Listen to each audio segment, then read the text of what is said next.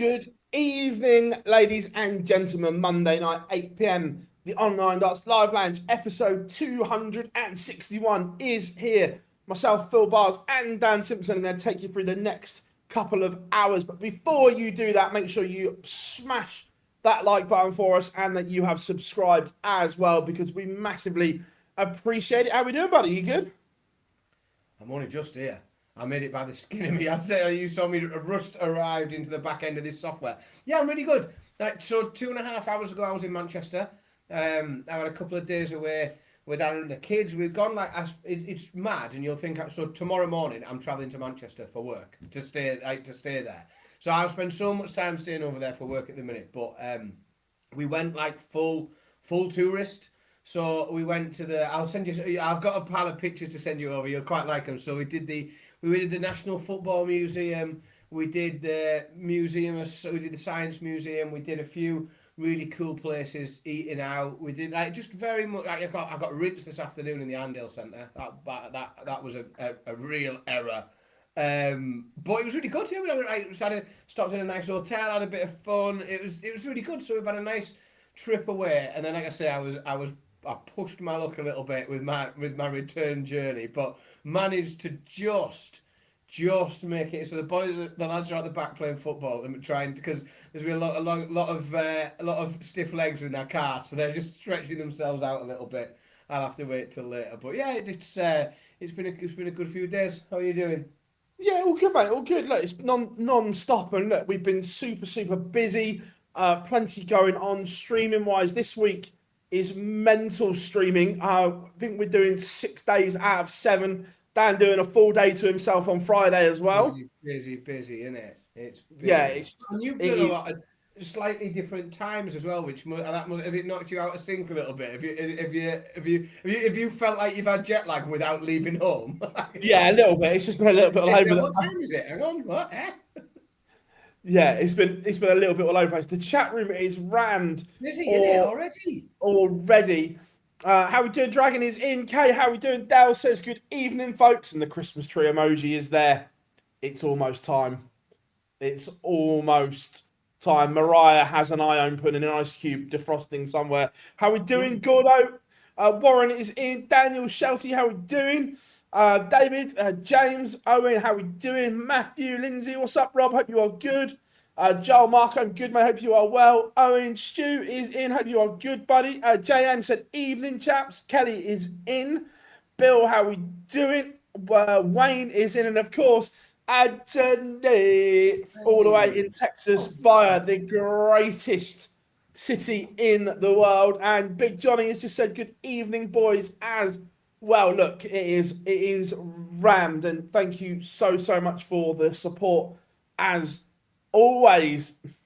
That's getting highlighted. It's busy. Oh, when you know. Sent you a picture.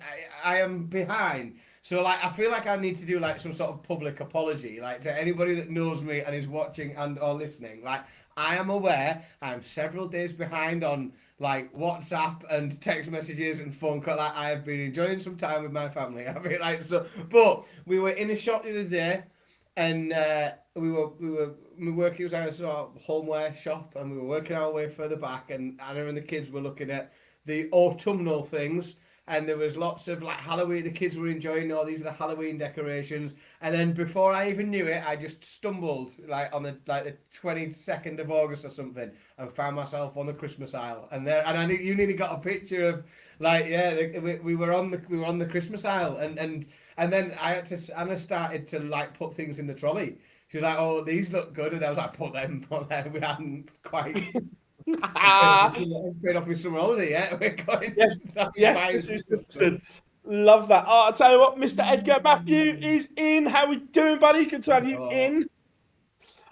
Look, let's dive straight in, because we've got lots to talk about over the weekend and what is coming up. So first of all, the World Series is now in the can, and I'm happy to report that Australia was miles better than New Zealand. It was a lot better. And James Wade has added the missing piece to the puzzle. He's won everything else in terms of a TV event, a Pro Tour, a European Tour. He now has a World Series title to that resume, Dan. And look, he was fabulous all weekend. You know, I've been quite critical. Not critical, that's not fair. I like the World Series. I've maybe badged it up as an exhibition or some other lesser important things. But I think after the weekend now and after the results I've seen, I'm prepared to just admit that, you know, it is a televised major. It's very important. Winning it should automatically almost, I think, be a Premier League spot. Like if you win the Australian, then Australian Darts Masters should be a Premier League spot, shouldn't it? No, it was James Wade was brilliant. He was absolutely superb. You're right in like he has ticked a box there that I've said for some time. Sooner or later, if he lifts a pot of any type, of any description, any trophy at all, he makes it harder and harder and harder to not extend that invite. And I know nobody likes us talking about the Premier League at this time of year, but like, What do you mean no one likes to? well, some people moan and they're wrong. It's it's James Wade achieving things, so we have to have that conversation because you know he's been a controversial omission in recent years to the Premier League, and I for one felt he should have been there this year. He is continually adding that with so few winners of trophies. There are so few different names lifting trophies at the minute that if you can make back-to-back UK Open finals and make a match play final, you can go to the quarterfinals of, you know, the Masters, the match play, like whenever you're on the telly, you're doing things. Then have some photographs in recent memory of you lifting a trophy in the air. There are few people that have done as much because Luke Littler has won so much. There are few others that have had the 18 months, 2 years that James Wade has. And it's going to, if they don't put him in, the decision to do so is becoming increasingly harder to defend. It looks a little bit like, you know, that they're very publicly choosing to not include him personally. It looks like a personal decision if they don't put him in next time around, I think. He was great though, and he's been playing some very, very good darts for a considerable amount of time now. And I don't mean over the course of his career, I mean over the last 18 months or so where he's really pushed himself back up to the very top of the game. I think we saw a bit of everything from him. The opening game, that 200 or just shy of 213, wasn't it, average? It's a 6-0 win. You know, Tim Pussy's doing nothing with that. He's not doing anything with that. He's just being entertained by excellent darts being played. But then we saw, as we've seen, James Wade can win in different ways at the minute, and we saw that typical 98 average 6-5 grinding out, getting it done in a tense decider against Stephen Bunting. But then again, we saw a different side in that game against Kessie Price, where he outplayed him again. You know, his scoring was better, his finishing was better, he was better, and he outplayed Gerwyn Price. There was all the different elements to the James Wade game I thought were on display, and they all looked really sharp. He to me, remains the only consistent danger at the top of the game outside of Luke Littler. There's lots of other people that have played well. You know, Johnny had a really good Premier League campaign. Gezzy's been all right here and there. Gary's had some games here and there. There is no one in 18 months beside Luke Littler that I think has consistently done it as well as James Wade is at the minute. He's playing brilliantly. Well, I agree that right now there is no way possible that they can leave him out the Premier League for me. It's a real bad book, isn't it? Even if it's just 8, look, most of us expect 10, but even if it's 8, there is no way possible, and no, in my head, there is no scenario possible that you cannot pick him for next year's Premier League. None, I, none whatsoever. And I used the nickname on the stream now due to copyright infringement. The PDC and James probably couldn't use this because WWE would have trademarked it. But he is Darts' apex predator. He is Randy Orton. Blink and he'll hit you with an RKO. yeah. If you're not concentrating on him, he'll get you. And he literally done. Look, if when you said the numbers there, 112.73, 98.57 coming from 5'2" down, 101.27, 101.62. If that was Luke Humphreys, we've been waxing lyrical on what a tournament it was. Those numbers do not lie. That is an incredible performance to win a tournament from James Wade. And we had a very long conversation, didn't we, last week, about, and the chat room got really stuck in. It was quite a conversation builder, but about how there are so many players at the top of darts that aren't playing well enough, often enough, and James Wade is one of few exceptions at the minute. He is a player who is playing well enough, often enough. This isn't a surprise. I suppose you can say, like, yeah, 113 is a surprise. You don't expect James Wade to be scoring as highly as that. It is though only 6 legs, and he's found some 180s. But those wins, they're the type of wins he picks up. He does come from behind against players like Bunting who aren't at it, and if you have a wobble, if you don't get the job done against him, he will peg you back. Again, Gezi.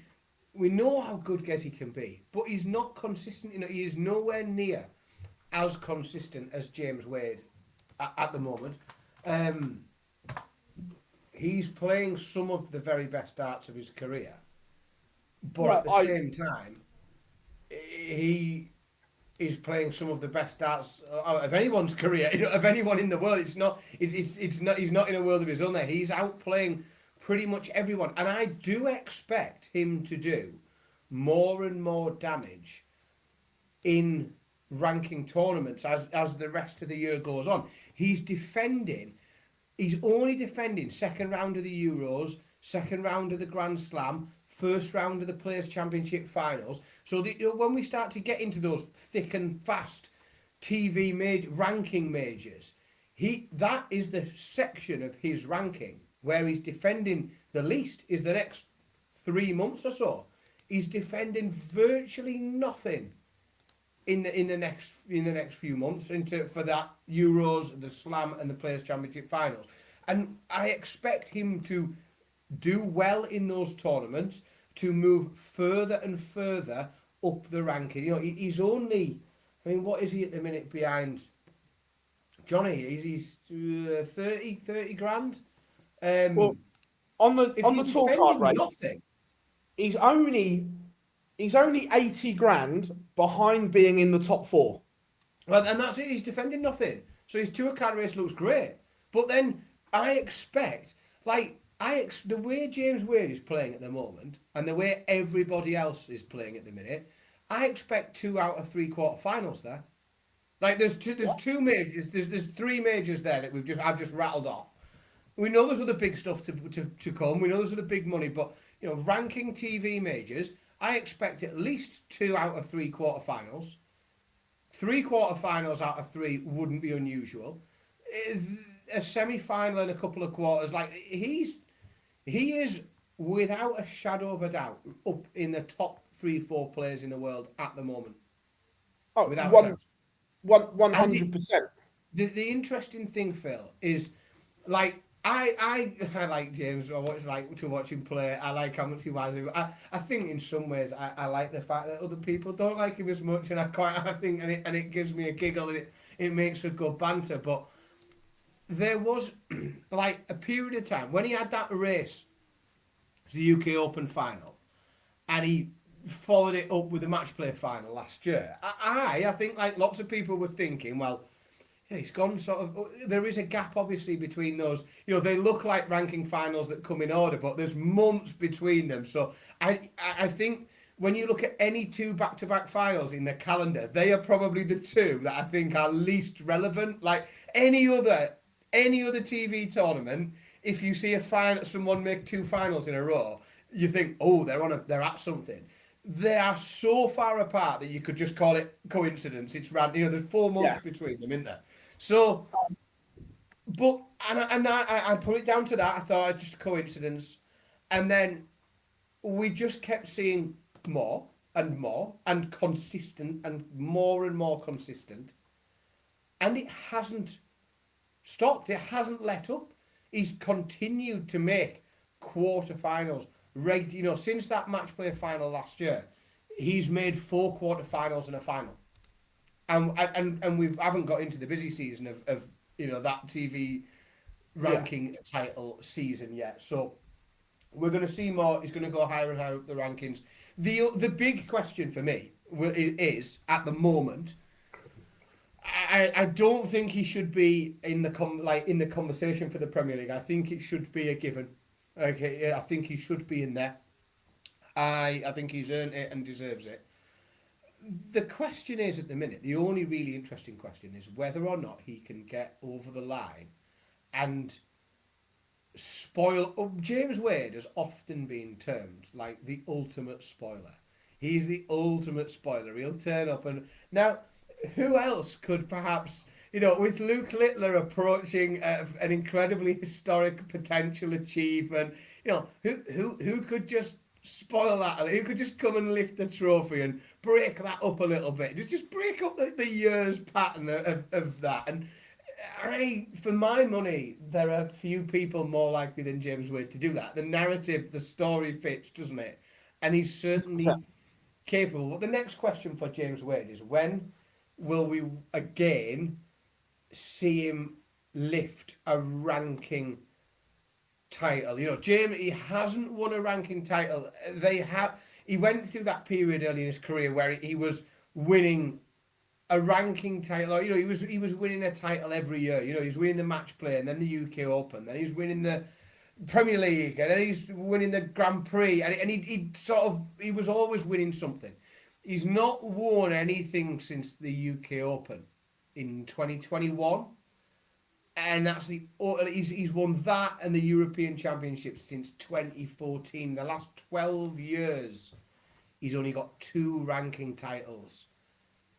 That is the real, for me, that is the real key. I think this last 18 months has been some of the best darts he's ever played in his career. Oh, I agree. I think he's playing the best darts he's ever played right now.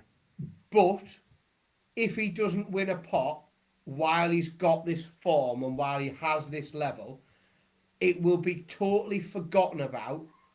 And in 10 years' time and 5 years' time, when we look back over the career of James Wade, we won't mention this 18 months. We won't mention it because he hasn't won a rank title. On top.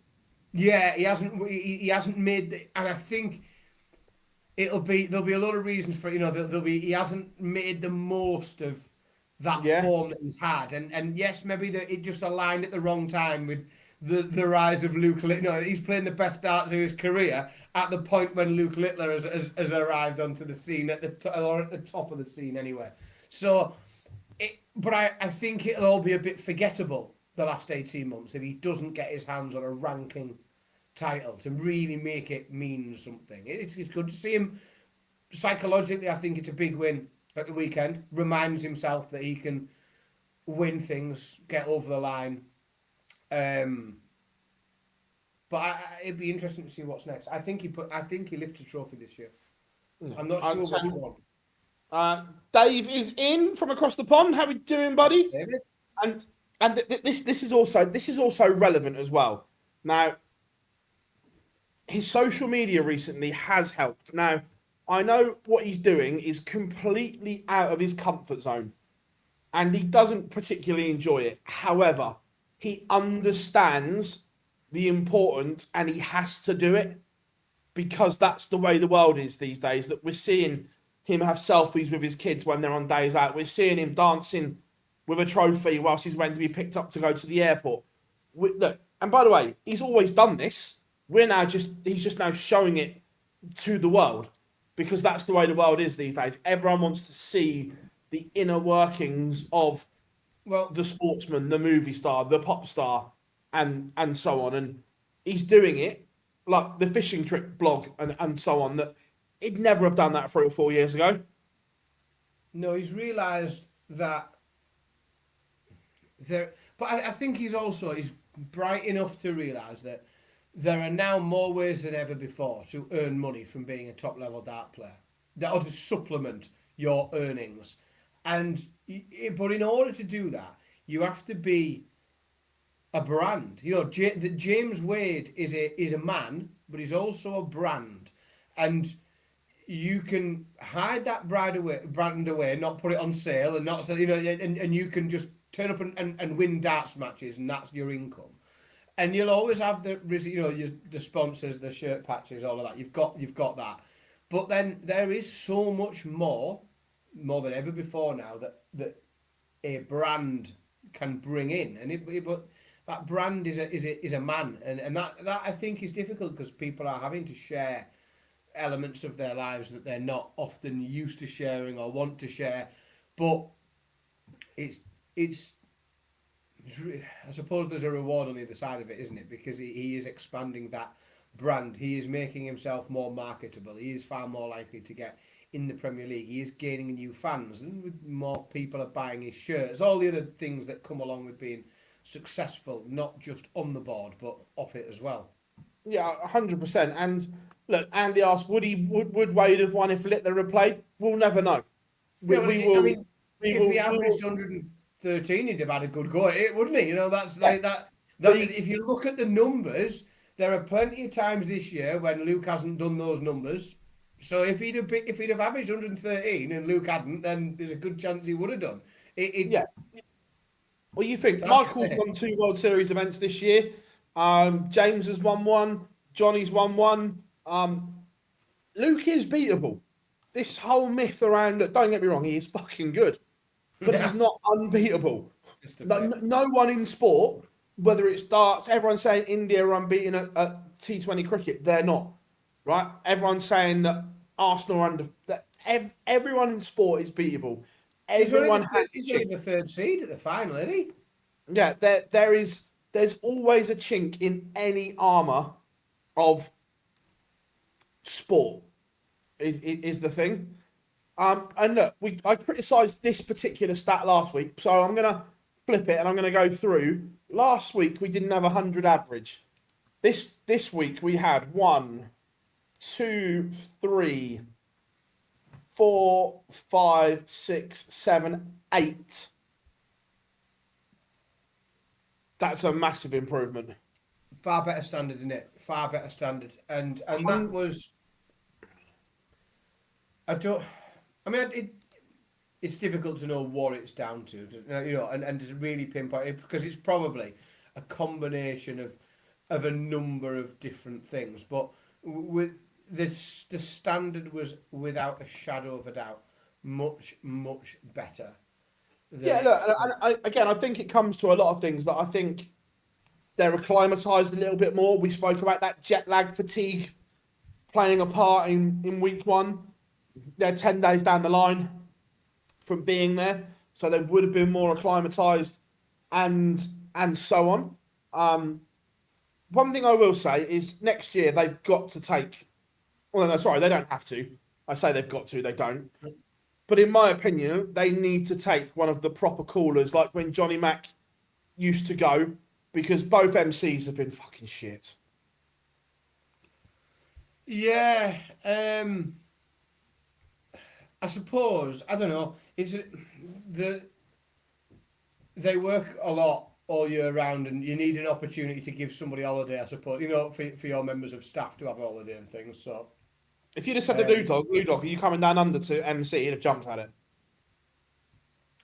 yeah, well, if that's the case, then they should have done that. Because I think I can't say enough good things about Lewis. Like I spoke to him privately in Blackpool and said like I can't. I'm so impressed with that, like with Oh, the how improvement's how massive. the progression that he's made and how much of himself he's been like the year on year difference. I genuinely thought was superb, absolutely amazing. Yeah. And No. so for me, any event you can have him at is better for it. Like the event is better for him having been there. So yeah, without a doubt, if he's free and available, they should use him. Now, I'm going to just say some numbers to you. 96, 97, 90, 101.59, 104.56. Yes, give him a tour card. Now, what a in guy. my, in my preview, I did say that Brody Kling was one of the players that to watch for, but there were question marks. Not his ability. We were questioning, could he take that unbelievable floor game that he's shown down under Yeah, onto a stage? And boy, has he done that. That was an incredible performance from Brody, and it's given us that hope that he's the next one on the conveyor belt from down under. We've had Simon Whitlock, Corey came along for a little bit, Damo's come along. This is the next big one, you feel, because the manner of the performances, his temperament on stage, the action looked brilliant. This could be for the region. This is the next star and the next one that they all want to be and shoot for. And look, I don't know what his personal circumstances are, but I hope he can take advantage of this and come to the World Series final, do well, get a spot at the Worlds, stay and go to Q School.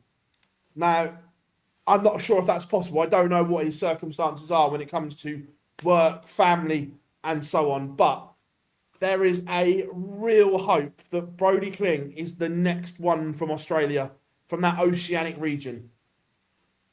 well, it's indisputable that he has the game. Like the talent, like you say, dance is easy sometimes because the numbers are there. Like you can show somebody and you've got very, very solid evidence. This is what someone did, not what they can do. It's what they did. So the numbers are there. He has and we can pull all the different scenarios in the world. Like that he was playing bigger players, and that means the pressure's off and the pressure's on them. And it's like, no bollocks. I'm not buying that. Like he's not getting onto the stage playing James Wade in a final and thinking this is a free hit. Like, of course he's not. He's thinking, I want to win the title. Of course he is. He's a home play. I think he played brilliantly. Like he was an absolutely great watch. So to lose 105 or 104 and a half average in the final was so impressive. He just was. It was a brilliant run. I think I don't want to veer off too much. We'll come after because he beat Ross Smith in the opening round. We'll talk about Ross Smith in a minute because I think that is disappointing. That is I talked earlier about people not taking advantage of their opportunities to get a rare opportunity, a test run at those that top tier of invitational events, and to go 0 for 2 is not what Ross Smith will have wanted. I think he'll be very disappointed. And although he was beaten by a good performance, I think he will be disappointed overall to not have done more with that opportunity given to him. But no, Brody was absolutely marvellous. And like you say, we have seen it. There is form, there is a route for people coming from that region committing to trying to get a tour card and making a life here. Again, it's difficult if you've got kids in schools, you've got particular types of jobs. It's very, very hard. And I think the people that have done it have been supremely talented, and they've sacrificed. Simon Whitlock, Damon Heta, Kyle Anderson. They're supremely talented, but big risk. Like it's not easy to move across the world and not have a stable income, but he's capable. Mace is in there now, and I reference him often when I just go back to it. Like the numbers are there. You can see exactly how good he is, and that isn't his potential. That isn't what he might do. That is what he did. That's how good he is and can be. So yeah, he could be a real threat. Huge. I'd love to see him do more in the final. 100%. Or And you look finals. at it when Simon Whitlock was very selfish, not in a horrible way, but he was like, "I'm coming to England. I'm putting my career first." I know Mason Yeah. has now moved over here and so on, but Whitlock did it very selfishly. This is my career. I'm going to provide a better life. Did it. Damo came over, and again, he speaks about this very openly. The fact that um, Megan came with him. They didn't have any kids, and they came as a family, and it was so much easier than they didn't have to drag children and so on. Yeah. It was just the two of them, and that makes it so much easier. And the other one that did it that it's 5 years ago today since we lost one of the most incredible people in Kyle Anderson. When he came over, his family came over for a little bit, but then went back, and he was here on his own, sending everything back home. And we saw at times how he missed his family. And look, he had an incredible career, but could you imagine if his family had been here with him, how much more settled that process Yeah, could have absolutely. Of course. could have been. We've seen Jim Long from obviously Canada saying how hard it is to commute all the time. So look, we know it's tough, but I think anyone coming from Asia, North America, or the oceanic region, you have to jump in 2 feet.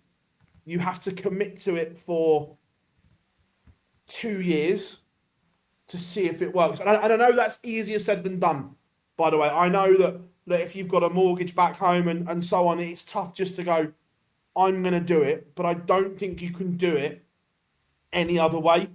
It's all or nothing. The ones that have committed fully and done it all in have succeeded. The ones that have tried to commute, travel, it hasn't worked. Yeah, And you're right. There's not many that Matt have Campbell fallen is on a prime face, is there? example of this.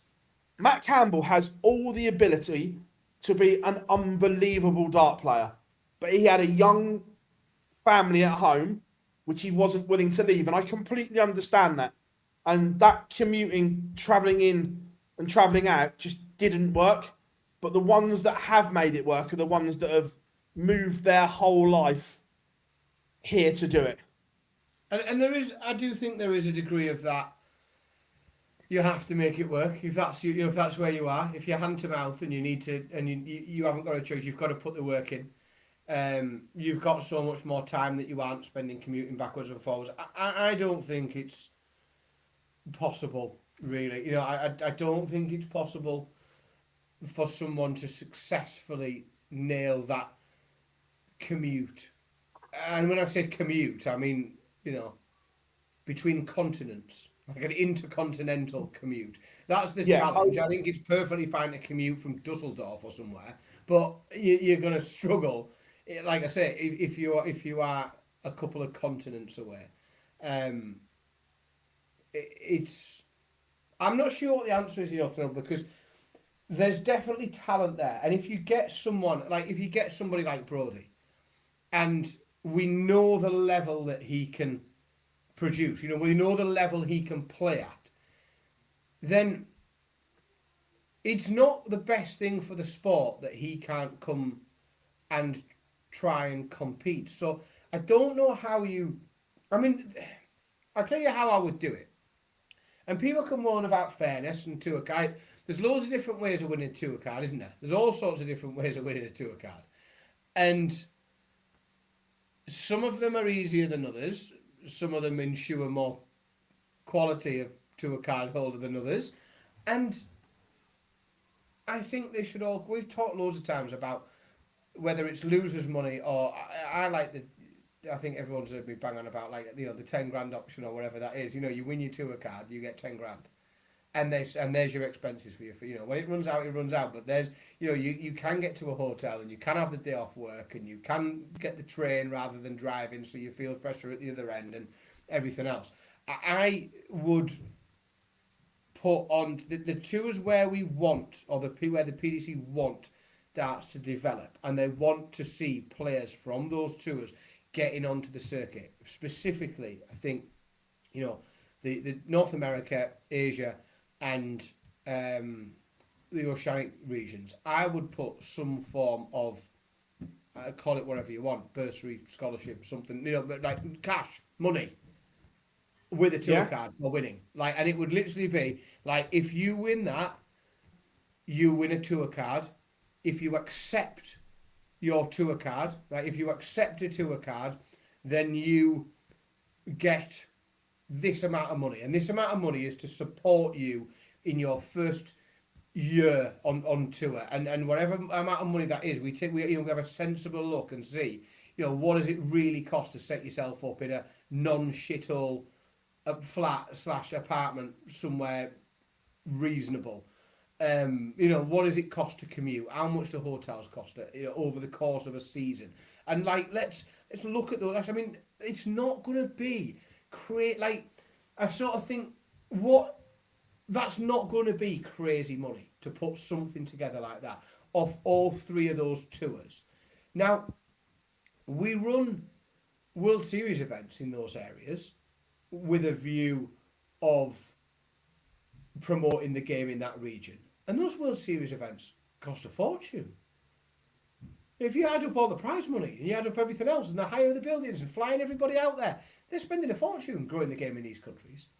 So surely you could say that those tours have a monetary, prize money attached to it that is dependent on you taking the offer, accepting a tour card, and then attending a certain percentage number of events. Now, what you can have that money drip fed. You can literally have it like a bursary that comes all the way, that comes through, and you can say, right, well, throughout the course of your tour card year one, you're going to get $3,000 every month, 2 months, however much the amount is. But that is dependent on you attending a certain percentage of this. It's pro-rated down so that you can make sure that you're keeping people on tour and you're looking after them. That is the way that the PDC can do it. There are other things that other organisations perhaps can do as well, whether that's the PDPA, whether it's other organisations. It could well be that some of the associate tours themselves, let's say the CDC, they wanted, on behalf of their players, to give their players the best opportunity to coming and playing on tour, then they could look at accommodation in England or in Western. Chris says it. This is a good one. I like this. Yeah, it's not far away from where I was about. Yeah. I love that idea. Yeah, and then again, it's not far away from where I was getting to there. But you could do it with, you could say, right, the CDC will undertake, they'll take a long-term lease on some flats, apartments, wherever, and every year their players go through Q Skill, and if you get up a card, you get a spot in there for a year, for your first year, or your first 6 months, or whatever that needs to be. There are very, very non-complicated ways of affording people in these areas an easier time of it. Somebody just has to have the appetite to do it, because it's not rocket science. It's not rocket science. And to be honest, Phil, it's like most things. If you ask the question, you can ask the question 14 different ways, and really the answer always just comes down to a pound note, doesn't it? It ends up someone's going to have to pay for something. No matter how much you try and dress it up in different ways, somebody's going to have to pay for something. You can badge it up all you want. You've got to make it financially less of a catastrophic risk, where you can come and pursue your dreams and end up in the workhouse after 6 months. Yeah, and again, we've said this one a lot, and I am fully on board, mate. When they upped the prize money, the round one money didn't need to go up. That 250 should have gone into the first round losers, so you are not out of pocket for going to a tournament. It's not like an open where you have chosen to turn up, you have won your right to be there by winning a tour card. That you deserve to be there. You've won that right. You are part of a club of 128 players that have earned that card. So there should be something. Yeah, I mean, but again, the answer to the question is like somebody has to stick a pound note. It's just money. It just there's enough of it about. As for last I checked, the P stood for professional. I'm a professional in what I do, and I don't like the idea of turning up for work and not getting paid for it. So I think people should be paid for a day's work. Strange, controversial decision that is. But, and that is, I get this whole thing. I get the narrative, and I understand the thoughts about, you win things and you have to win something to earn something. Like, I genuinely feel I would rather they had first round. Again, this might be bonkers. Someone will laugh at me for this, but I would rather they had first round losers money on all of the Pro Tour events, and not have first round losers money on the televised ranked majors. It makes more sense to me that if you're going to pay, if you're going to pay first round money in something and not in others, well, have it in the professional day-to-day churning weekday work week jobbing, like professional work that these people do, and your big tournaments on evenings and weekends on the TV, like that's that you have to qualify for, that isn't part of your job, then surely it makes more sense that you would be paid to go to the Pro Tour events. It would make more sense to me. And I'm not saying don't pay first round money on TV events, but if you only had it in one of those categories, wouldn't it make more sense that it was the Pro Tour events? Yeah, 100%. Captain can have a view. I think if you're only going to have one, it would make more sense to that. Yeah, 100%. So the World Series for this year's the events are in the ledger. Let's go through them. MVG won in Bahrain. Luke Littler won in Saudi Arabia. MVG won his second in Copenhagen. Luke Humphreys won in the Big Apple. Johnny Clayton won in New Zealand. And James Wade takes the final spot on the winners roster. So that gives us the confirmed lineup for the World Series finals at the AFAS Live in Amsterdam. Your 8 seeds are as follows. Number 1, MVG. Number 2, Gerwin Price. Number 3, Luke Littler. Number 4, Luke Humphreys, which means that Luke, despite being not 1 and 2, are still the same as always. They're still in opposite halves. Ridiculous, isn't it? It's utterly ridiculous. I'm spoiling all the bloody fun. Gian Van Veen, number 5. Johnny Clayton, 6. James Wade, 7. Stephen Bunting, 8. They are your 8 seeds. Your next bunch of qualifiers off of the order of merit for the World Series are Nathan Aspinall, Brody Kling, Josh Rock, Damon Hetta, Raymond Smith, Danny Nopper, Adam Leake, Manlot Lung, Jim Long, Victor Tingstrom, Ross Smith, Ben Robb, Mahumik Sakai, Simon Whitlock, Lawrence Alagan, and Alexis Toilo. Your next 4 are the next highest 4 off the PDC order of merit that have not qualified. Gary Anderson with an asterisk next to it. Ryan Searle, Wessel Nyman, Chris Dobie, and Jermaine Watamina. Yay! And then your 4 tour card holder qualifiers from today. Callum Ridds, who played bloody brilliantly all day. Rob Cross, who is coming back into form. Roberto is back. Kevin Dutz and Karol Sedlacek. That will be your 32-man lineup for the World Series finals. I like that. I like that a lot. Yeah, I don't like some of the. Don't get me wrong. I love the lineup. I think it's a smashing lineup. I think it's interesting when we've looked at the dominance across the sports TV events of one player winning. I think that we've got 5 different winners across 6 events is quite good, quite interesting. It makes for a nice change in some ways.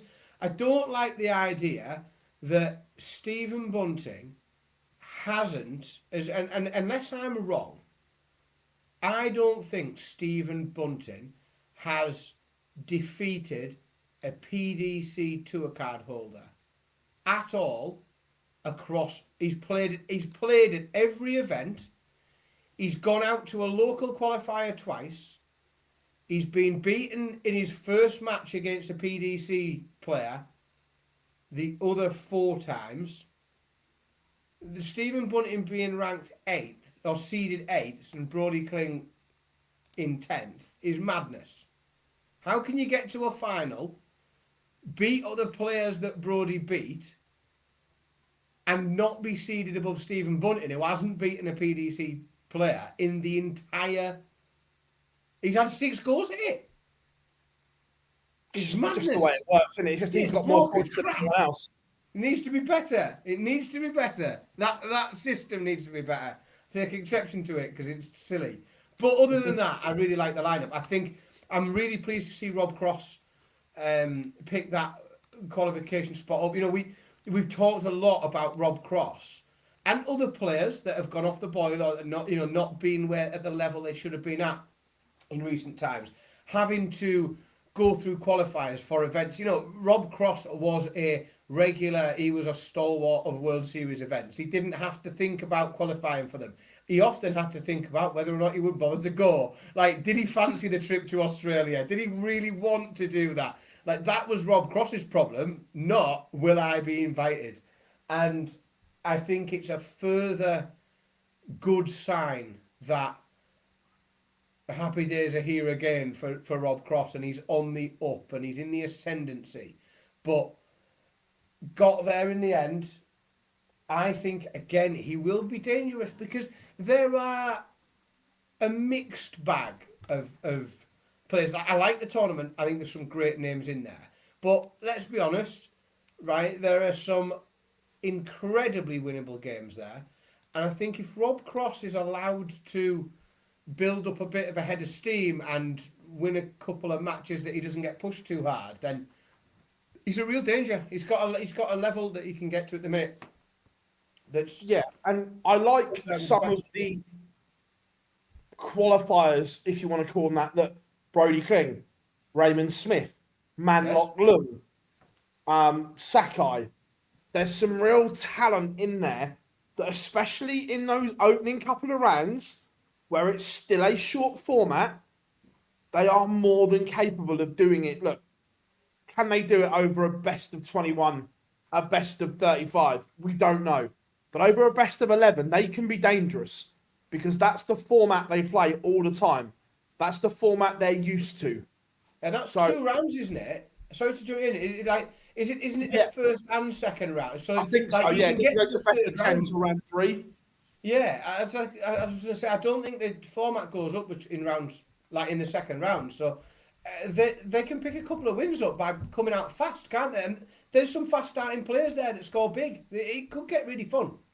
Could. Yeah, 100%. I think it's really, really interesting. Look, disappointing that Gary's not going to be there, obviously. But look, are we surprised? No. No, but yeah, it is disappointing without a doubt. It's any tournament is better for having Gary Anderson in it, in my opinion. 100%. No, I don't think anyone's disagreeing with that one. It's a really Gary, good point. I think the only one that disagrees with that's Gary. Some really, really, really good points in the chat room going off. Great Showman. If your surname's Hearn, you have all the influence in the world. Everyone else, they say jump, and everyone else says how high and how many times. Yeah, I think if your initials are BH or EH, they have all the power. And and again, the UFC is a bit different because although yes they've got a stronghold, Eddie's issue isn't so much they've got a stronghold. Eddie's issue is the amount the UFC takes off of the fighters in terms of a percentage, where the PDC actually pay out a really good percentage. Let's be brutally honest. Yeah, and that I think that is not something controversial that Eddie Hearn's just throwing out on the table and everyone's going, "Whoa, why do we?" You know, for a long time there are. I mean, there are UFC fighters, former champions. I mean, there are former champions who will openly talk about like when they've won earlier in their career and they were tied into because most of them are tied into multi-fight fixed money contracts, so they know what they're getting paid for their next 3 fights, 4 fights. And it doesn't matter whether that's a world title fight or whether it's a just undercard prelim. There's bonuses on top of that, but we've seen people. I think was it Demetrius Johnson who was like won the title and was the world champion, but was having to like go to work each day because he just wasn't earning the big money. The revenue shares mad. Whereas what Eddie will say about boxing is like his boxers get paid big money. They get paid very, very well, and I think it's pretty open and honest as well. Obviously, they've had the Johnny Fisher move quite recently, and I think Eddie's played that like pretty open, hasn't he? Like he's been pretty honest, and he wants the fighter to do the best thing for him, not for Eddie. Well, I think I think that he said that because obviously he manages Tom Aspinall now, and I think that he said that Johnny Fisher got paid more for an 8-rounder than what what Tom Aspinall did for winning the UFC title or something like that. Yeah, it's not normal, is it? Which is mad. Yeah, it's not, and that is, and there is bonuses, there is there's all sorts of different things, but yeah, I do think it's incomparable. I think that the profit share, the where the money goes.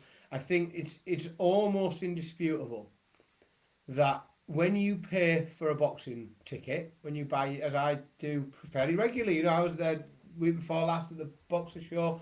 Like if you buy your boxing ticket, there's a fair chance, like a good lump of that money is making its way to the fighters in some way or another, and it might be indirectly. And yes, of course, there are lads on the there are road sweepers on the undercard that are getting next to nothing, but the money works its way to the fighters in a very, very different way to the way the money works its way to fighters in the UFC. Very different. Yeah, Lendl, I think that will change the whole playing elsewhere. Is there? So let me throw a bit of a controversial one on that, right? Not controversial, but if it does, and it's just an if. But let's say, and I don't know, but I'm just going to pick a number, right, and say 64 because we use it for other things, and so let's say there's a rule that's relaxed that says if you're not in the top 64, you can play outside of the PDC. You can go and earn money elsewhere. Does that, and it does both, but it depends what you care about, I suppose. Does that provide a huge benefit to the tour card holders who've won a tour card, played shit, and now have got loads and loads of alternative sources of income? Or what does it actually do is take loads of sources of income and loads of opportunities away from players that decided they didn't want to go and get a tour card, that wanted to exist in this atmosphere outside of the PDC, that wanted to not, go and take the risk of being crap on tour so that they could, and then all of a sudden, all of these players that are very used to now, or, competing outside the PDC and picking up money and making a good living from it, they've now got a lot of tour card holders showing up at those events. Now, I'm not sure it's... I think it's fair that people are allowed to go and earn money, especially if you're self-employed. Like I've always thought it was a bit of a strange system to not allow self-employed people to go and work somewhere that isn't for you. To be fair, look, But I I'm not think sure it's going to be all players. By the way, look, I'm just hearing bits and bobs. But Mason said it there. Look, there is a new players' contract being drawn up for next season. So it'll be interesting. Look, are they going to let the top 32 go and play elsewhere? Absolutely not, well, because you have to protect your brand. And if we're being brutally honest, the top 32 earn enough that they don't need to go and play elsewhere. Look, I know it would be like they could, but the top 32 for me aren't the ones that need to be allowed to play elsewhere. It's the lower ranked ones that need to be able to go and play in other places. so how is this Netflix thing with Littler? Yeah, The PDC, they must be co-producing that, are they? Wouldn't they have to be, or it'd breach the contract? they it's just an exception, isn't it? The same as Barney was given an exception to play in the seniors. No, but what once you start to make exceptions, like it's difficult, isn't it? Once you start to say he can have it that way, but you can't have it that way. That's difficult when people have a contract, and the contract's meant to stand up, isn't it? Like that's meant to stand up to some But it scrutiny. also does say in the contract that players can ask for an exemption to go and play. It's Yeah, only I been know, given. but It's yeah, only been given once and about to be twice. yeah. Yeah. I mean, I've said Chris said there. I've said for years and years, I cannot understand. I have never been able to understand how any of those contracts legally stand up. They must do somehow. They must do. Otherwise, they'd have been tested by now. And some sharp lawyer just for shits and giggles had pushed, had tested it and to break the precedent. But I can't get my head around how you can have someone who is not employed by you that you engage with on like a Oh, self-employed look, basis. You don't provide them with a minimum wage, but then you forbid them to work for anybody else. I genuinely, I've always look. been If confused how it stands up. the problem is would the contract stand up in court? No. However, only the top boys can afford to do it, and they don't need to. They don't need to go against it because they're happy. The ones that perhaps would want to challenge it can't afford to. Yeah, I don't know. Well, this is what shocks me because genuinely, I am surprised. Like most of these things, when these things get tested and these things like someone goes and tears up a contract and it's very, very, very rare anyone's actually getting paid. It's normally just some knobhead. Do you know? A lot of them. It ends up being some barrister that fancies getting himself famous and making a few clients.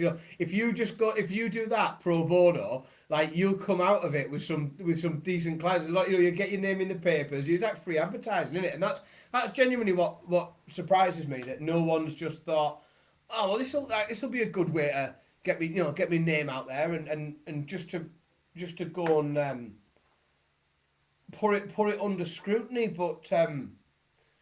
Yeah, it's always thought, or it's always felt like it was going to be a matter of time for me, because I don't understand on what legal basis you can enforce it. I don't think it's enforceable. Yeah, and yeah, look, Mason, the snooker one is being tested as we speak, Yeah.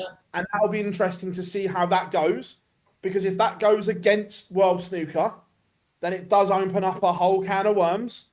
So let's see how that one goes. They're not rushing, are That'll be interesting to see how that goes. But look, I know. Look, we're saying about this, but look, darts has never been in such a good place as what it is now. Look, can it be better? Yeah, obviously it can. But the way it's going, the way it's moving, it's heading in the right direction all the time. I know Paul says the ADC don't allow tour card holders on tour. Will that change? I don't know. I've got no idea. I hope not. As in, I hope that that stays as it's. Well, I mean, we have The name, professionals. the amateur dart circuit. Yeah, but then the professionals don't get paid, do they? So, I mean, what do the names mean? What do names in acronyms mean? If the professionals don't get paid, then the amateurs might as well be professionals as well, mightn't they? Yeah, 100%.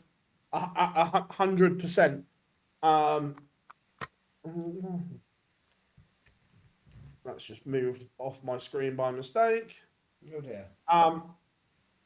So I had to charge my mouse. I had to put some juice in the old mouse.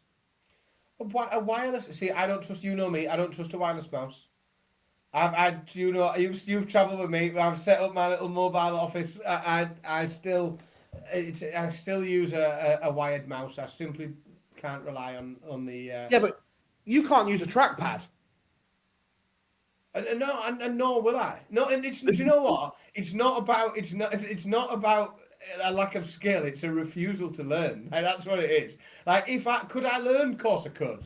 But a wired mouse, like, and they're tiny. I can take one everywhere I go. Sit to Honestly, laptop wired mouse.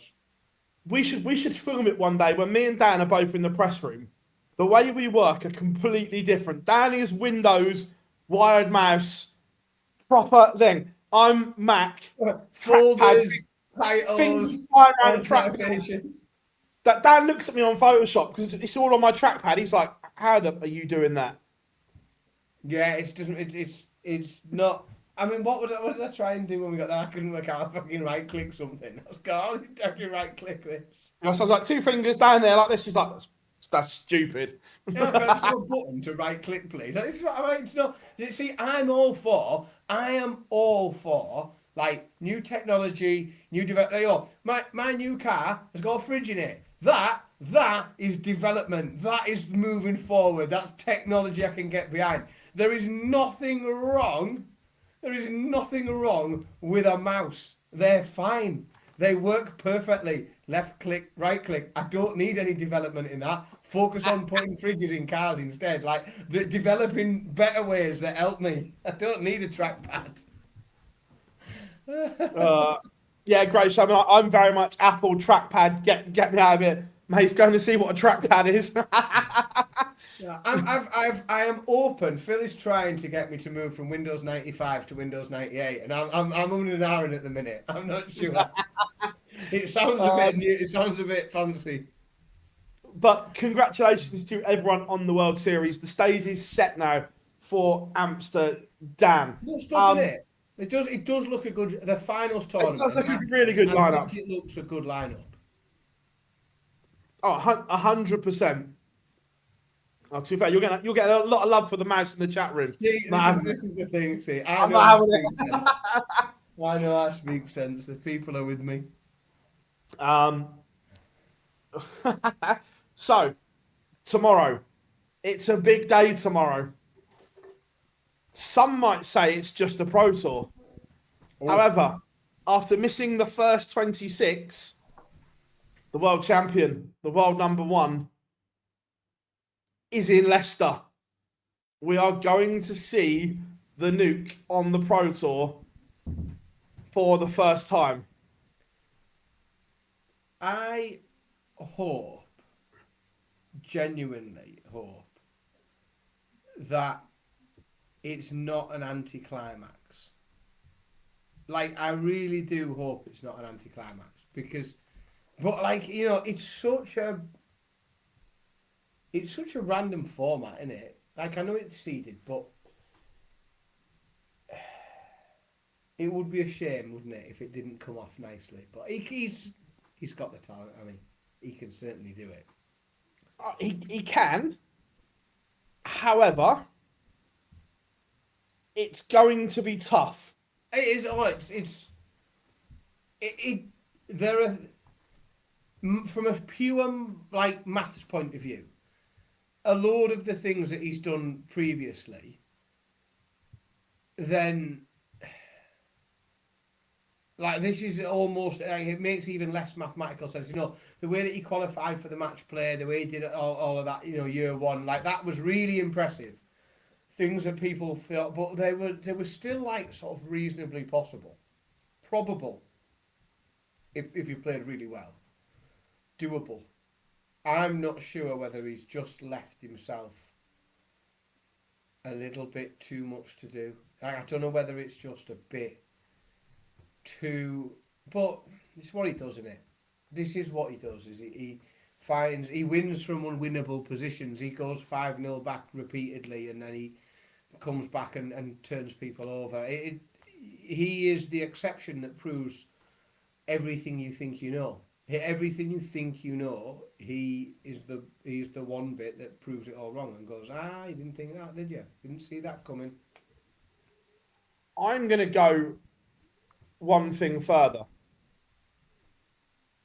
I think if he pulls this off in just 4 events, this would be one of his greatest achievements, because there is no room for error. The projected cut-off, we spoke to Lendo earlier, the projected cut-off is still around £32,500. To do that in 4 events would be one of his greatest achievements. That's just it. Like, it for me, and this is the frustrating thing about it. That's right, like, if you put the maths up, it's far less likely to happen than most of the things he's achieved. Like, which again, he's the man that achieves things that no one else can. But it almost frustrates me that if he does it, lots of people won't quite realise how big, how big in 4, how impressive that is, how much that is an achievement, and how I think lots of people it'd go over there and go like, oh, yeah, he's qualified for of course he has, wins everything, doesn't it? And a lot of people it will be lost on. For the people that really understand it, it will be one of the most impressive things he's ever pulled off in this sport, and that is saying something for that lad. Oh, 100%. And look, it's going to be insane. I think he needs 6. Look, he said if he wins the World Series finals, he's going to stay in Holland and do those 2 by all accounts. I think he may need 6.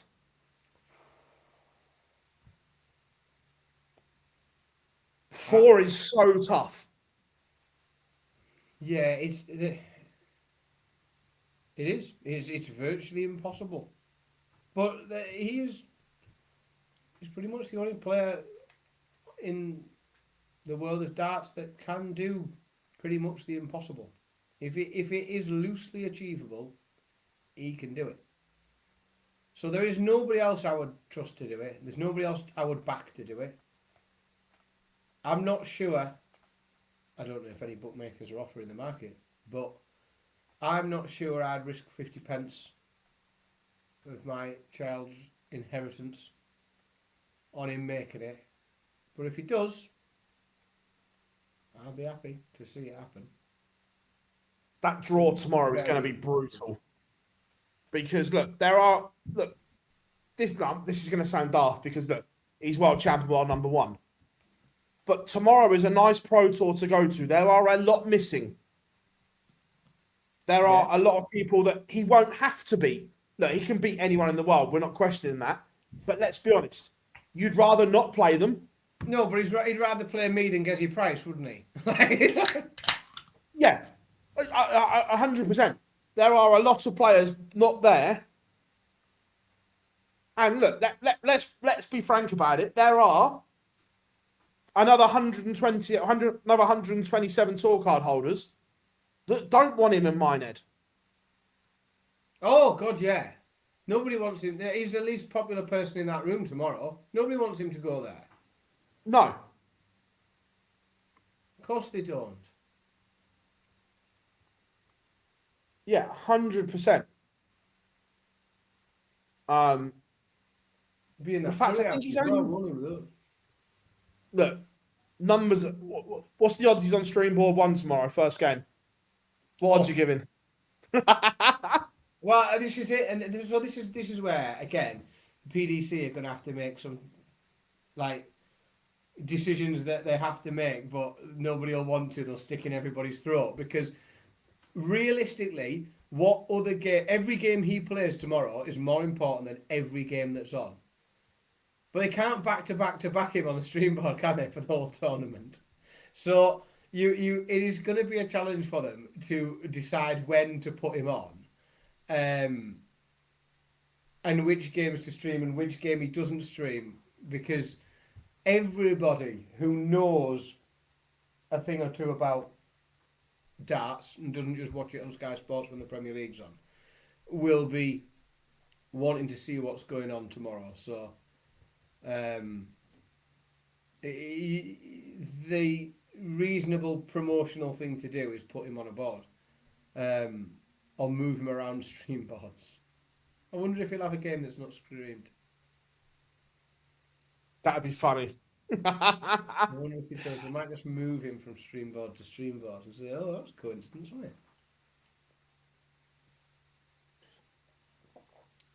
it?" Not streaming any of his potential. I think the trick will be when they see the bracket, they'll know all of his potential opponents, not streaming their games. So then he'll get featured twice, but you won't have other players featured twice, and then it shares it around a little bit, doesn't it? The problem is, it's not just a big day for Luke tomorrow. Look, time's running out to get to the World Grand Prix. Time's running out to get to Minehead. Now, Yes. I fully appreciate that.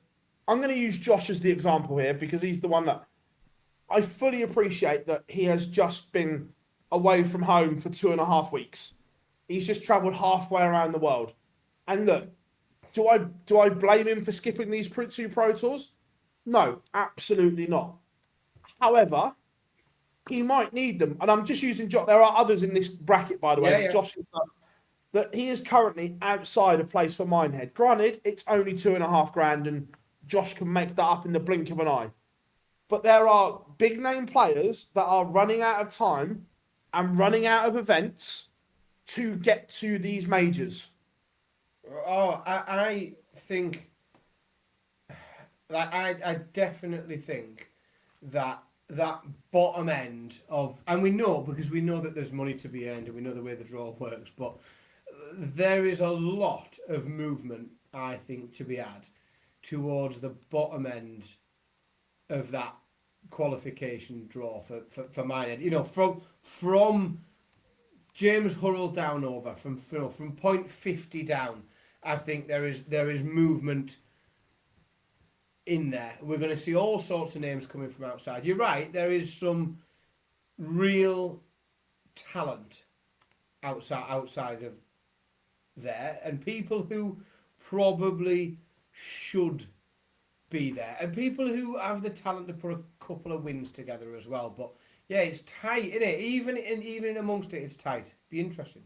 Nice run. Yeah, it's really, really close. Is the thing, and you've got players that are just outside, like Tommy Morris, who doesn't have a card, but is going to play in probably most of these events coming up because people aren't going to play in them all. There are opportunities all over the place here for players to get themselves in. Yeah, and we also know as well, anything can happen in Minehead. You know, anything can happen. You know, we've seen all sorts of strange rogue results because that's another one.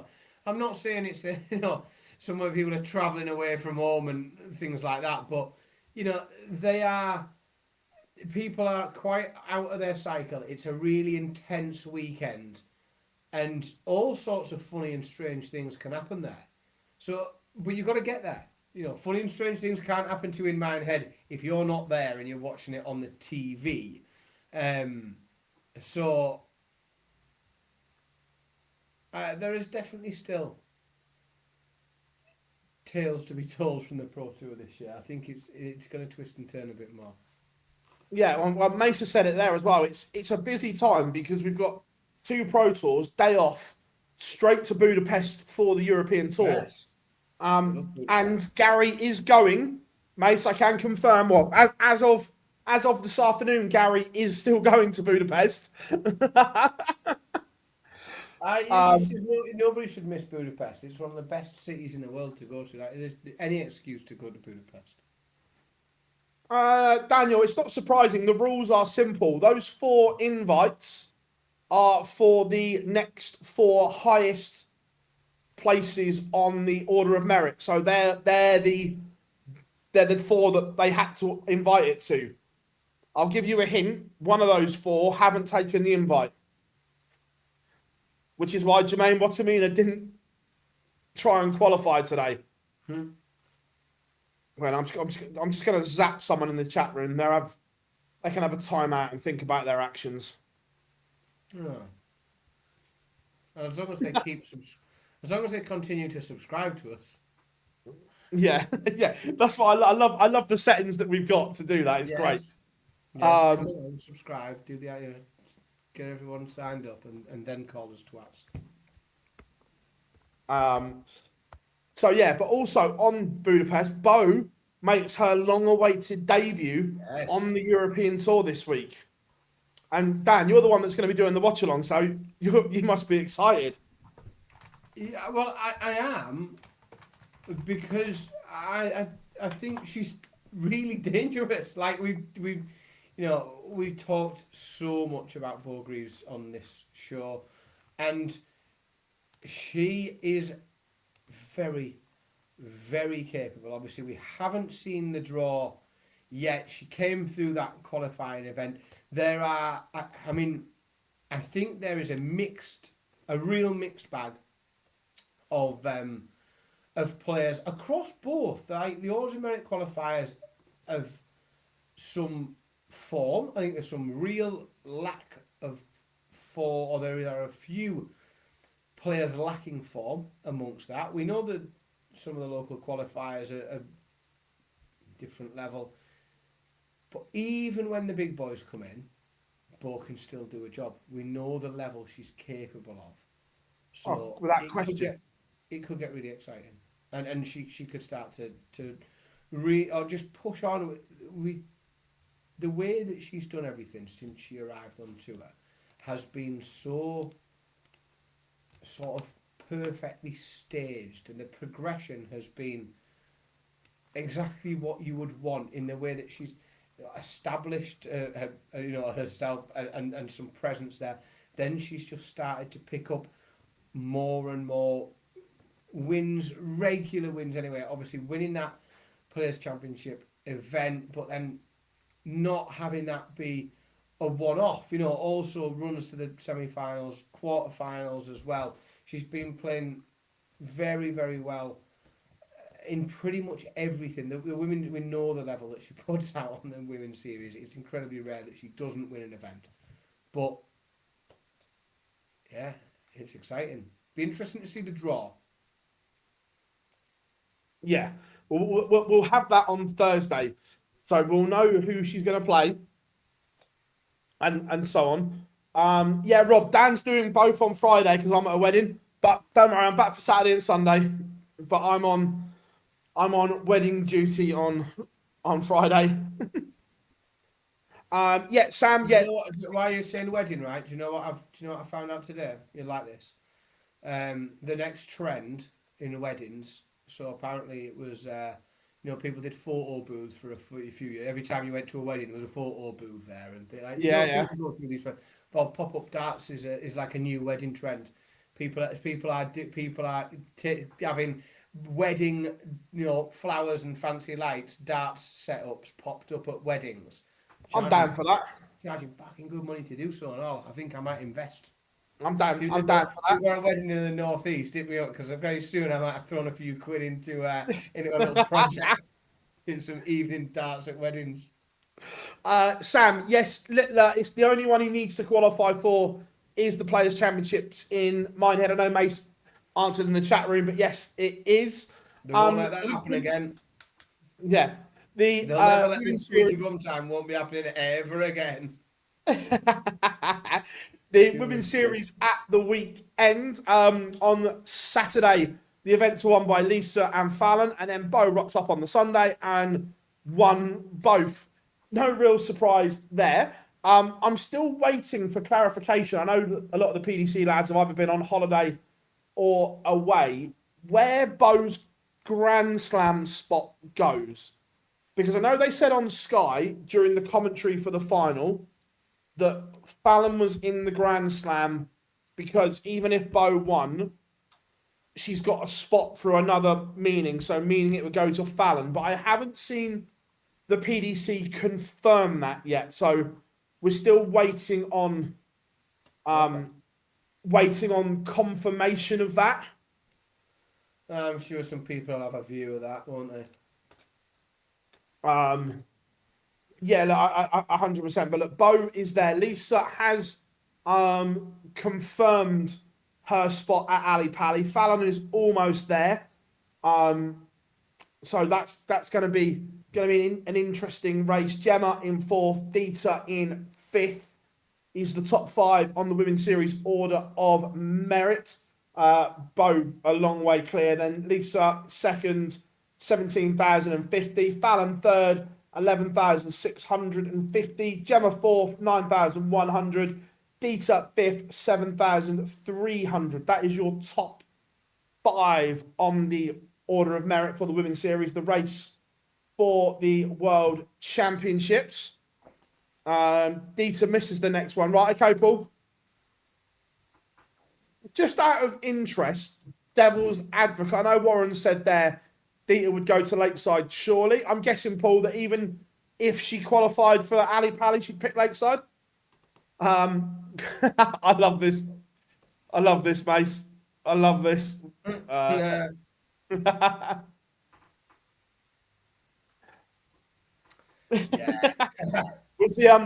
Was the second word off, Mace? Oh, Very good. man, could you imagine? You got to do the speeches. Hold on, I'm on a 9. No, I think it's that's for everybody these days, isn't it? It's a good idea. It's a good idea. How we doing, Chili? Hope you are good. Congratulations to Archie Self as well, winning the JDC Power League, and he will make his Pro Tour debut at 16. Again, the youth that is coming through is quite scary at the moment. It really is.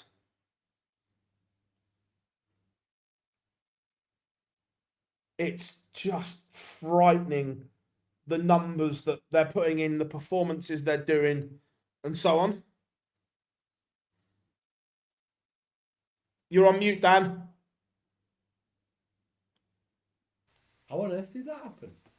Dan managed to mute himself. I have no idea how I did that. Yeah, it's unrelenting, isn't it, as well? Like, it's completely unrelenting. That the I don't want to say conveyor belt because it does them a disservice, because like they're working hard and they're earning it. It's not all manufactured, but there is a continual flow of very, very talented young players, and they are getting better and better and better, and more of them. So yeah, it's an exciting time, because you do look and you think, in 6-7 years time, 5 years even, we can have a really different looking top 10, really different, interesting looking Premier League.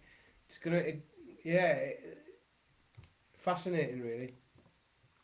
Yeah, I completely. And look, all the individual tours, the Dev Tour, the Challenge Tour, and so on, that they're all coming to a conclusion. So I know that we always focus on the very top end and so on, but all the little subplots and all the little roads and that are all heading towards Ali Pally and getting a tour card and so on are all coming to their conclusions right now. It really is an exciting time at the moment. Certainly is. We're getting into the fun time of year, aren't we? Where there's lots going on. Yeah, 100%. And look, it's going to be exciting. This road between now and December the 11th, there is going to be twists and turns along the way. And it's going to be hard to predict what goes on. Like Scott Williams might lose his tour card on 107 grand. We've got 16-year-olds playing on the Pro Tour. We've got 12-year-olds hitting 9 darters and so on. That this is a damn good ride to be part on. Certainly is, but it's like you say, it's the right time of year as well. We're a really exciting few months ahead. Yeah, Busy. 100%. It's quite scary at the moment where these are going to finish. And look, we just look at things and identifying paths and so on, and then outside the professional game, obviously we've got Lakeside coming up. We've got the ADC Global as well. That it's just there's always something going on.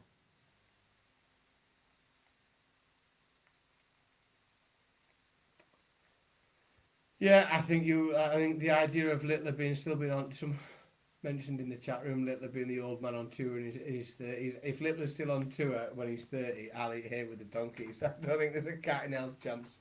If he's playing Pro Tour events at the age of 30, no chance. Yeah, I fully agree, Rob. Rob says there that we could see a chunk of 16 to 18 winning cards. And look, I think there is a big crossroads and a big change as well. Is it goes back to a conversation that we had earlier on about people being free and mobile and not carrying baggage of children and mortgages and things like that. And I think you are going to see that by their very nature, young people, they go away to university, they go to all sorts of different places, they travel around and move, and they are much easier, and they find it much easier, and they're much more likely to be able to go and commit to trying something new in a new place than somebody like me who's got a lot of commitments to make. So I think when we start to see that youth development, because we know it's happening, we know there are young players coming through in the Asian Tour, in the Oceanic Tour, in the CDC, they will find it much easier, I think, and you'll start to see them taking a chance on Q School, and they'll start to look at it like, so I'm going to have a go going away to uni. I'm 19, I'm 20, I'm going to go and see if I've got no attachments, I've got no necessity to stay where I am. As those talented younger players come through internationally, I think that's where you'll see that commitment we talked about earlier, where they'll go and live in a place, they'll go and get a room, get a flat, and they'll start to they'll start to commit a bit younger to it. Which again, we expect them to see the standards rise, the quality of the game to go up in the areas they're from. So yeah, it's interesting. Yeah. Brian, is there any other Turkey start players out there to play in the World Cup with Kaya Basil, as he has chosen to represent Turkey from his downside? Not that I know of. No, I don't know. I don't know how they go about finding a partner for him either. It's an interesting one to see. Lendl's done some math for us. Oh, here we go. Luke Littler has a 40.1% chance to win tomorrow. Cool. Cheers, Lendl.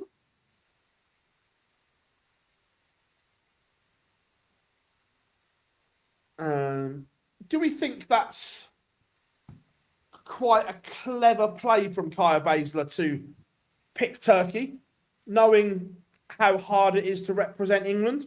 Like he's representing England at JDC level and so on. Is that quite a smart move?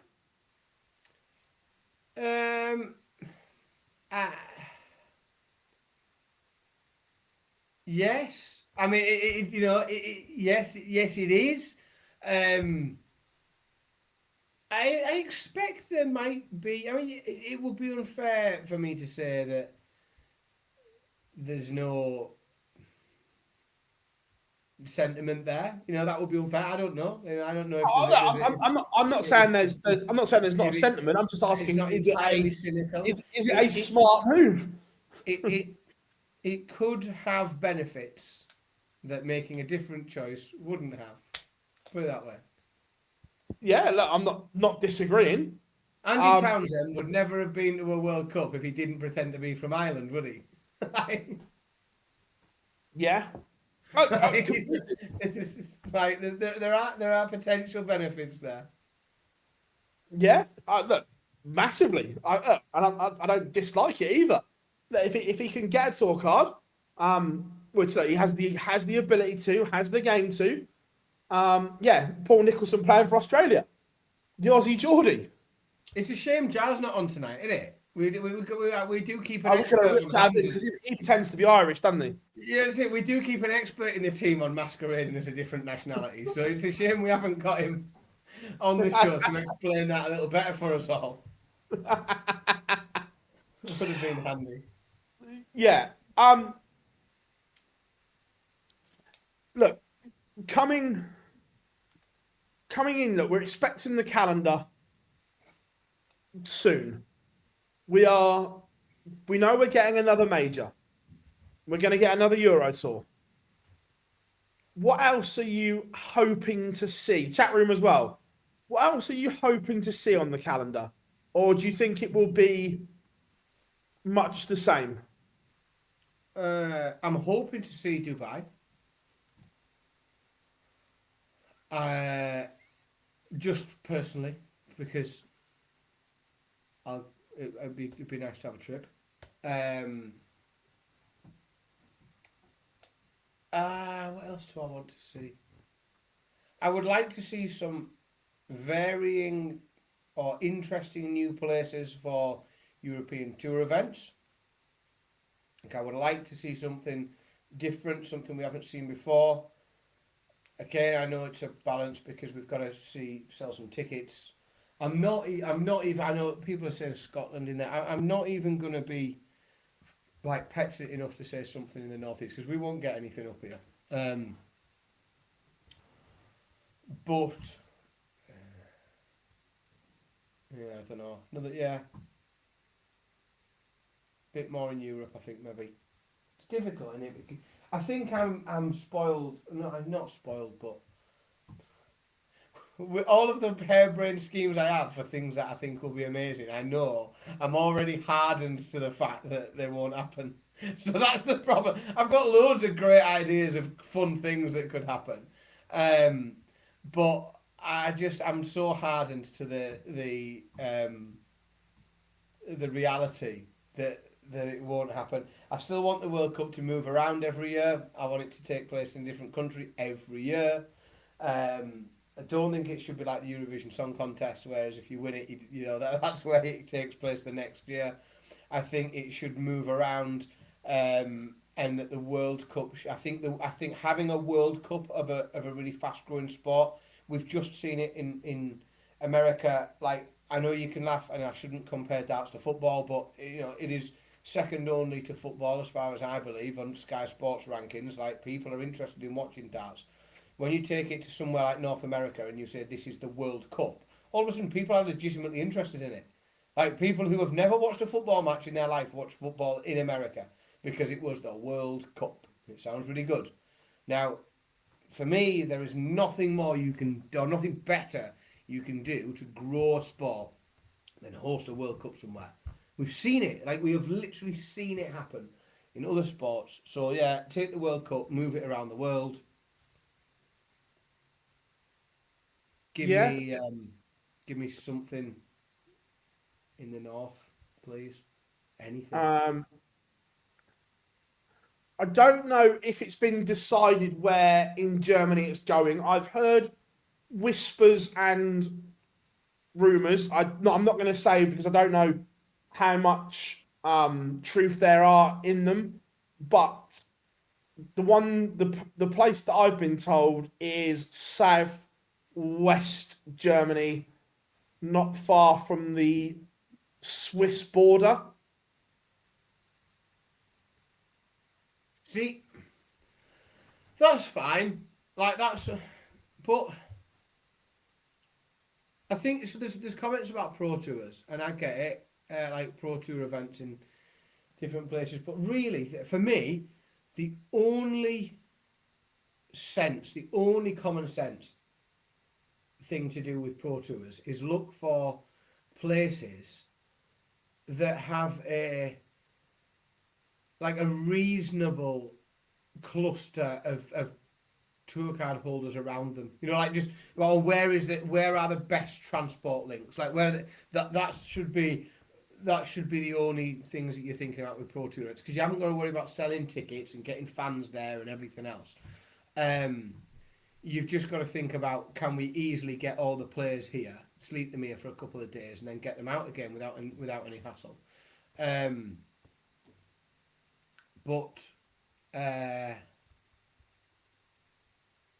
don't know. Third minor tournament. Get me down. Third minor tournament and make Blackpool a fortnight. I'm just going to send you that off work.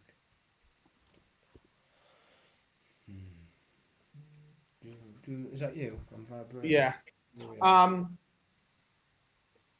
So, Mace, that's for the German Open or whatever they're going to call it. That looks cool, doesn't it? No, so Johnny, the World Series invites, they are not so much. Certainly, the regional players, they're not invites. They are qualifiers through the affiliate tours. So just for argument's sake, this year's one in Australia, Adam Leake was invited as a tour card holder. Simon Whitlock, because he won the AZ Premier League. Then Raymond Smith, Brody Kling, Tim Puzzi, Joe Camino, Mel Cumming off of the ADA Order of Merit. And then Ben Robbers, the DNZ qualifier. Yeah, there is some method in the madness, isn't there? So, look, I'm not sure Corey is allowed to play. I don't know that, but there are obviously rules in place, and if knowingly you can't get to England to play,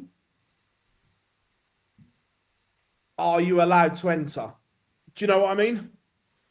Knowing that you physically cannot take that World Championship spot, will you be allowed to enter? I don't know.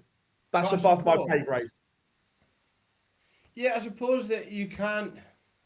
Every visa is granted on a case-by-case basis, isn't it? And we've seen sporting visas granted for all sorts of people that you would normally think wouldn't get a visa.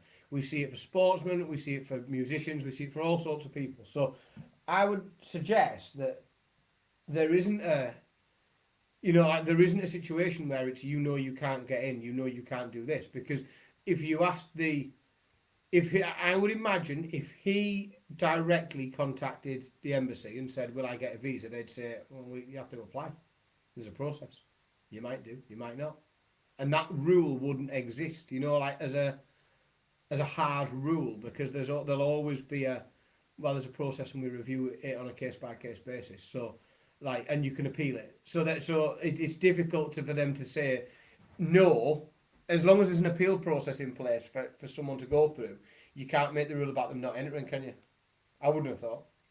The other thing as well is, yes, Raymond, the difference was Raymond Smith turned it down, not a case of he couldn't go.